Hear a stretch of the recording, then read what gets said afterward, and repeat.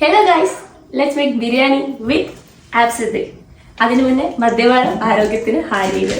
അപ്പോൾ നമ്മൾ കഴിഞ്ഞ വീഡിയോ പറഞ്ഞു നിർത്തിയ പോലെ തന്നെ ആപ്സിൻ്റെ അടിച്ചിട്ടുള്ള നെക്സ്റ്റ് മൂമെന്റ് ഒന്നുമില്ല, പ്രത്യേകിച്ച് എനിക്കൊന്നും തോന്നിയില്ല.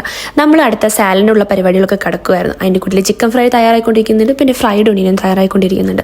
ബിരിയാണി ഉണ്ടാക്കുന്നത് എങ്ങനെയാണെന്ന് മറന്നുപോയി ഞാൻ. ചോറൊക്കെ വെന്ത് കുഴഞ്ഞൊരു പരിവായി.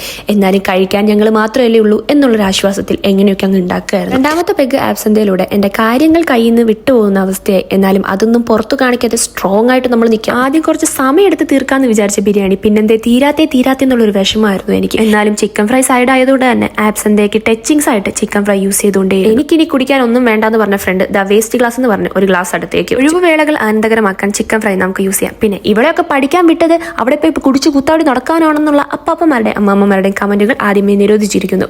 എങ്ങനെയൊക്കെയോ കഷ്ടപ്പെട്ട് എൻ്റെ ബിരിയാണിയുടെ ഫൈനൽ സ്റ്റെപ്പിലേക്ക് ഞാൻ കടന്നിരിക്കുകയാണ്. ദം ചെയ്യാനാണ് പോകുന്നത്. എങ്ങനെയൊക്കെ ബിരിയാണി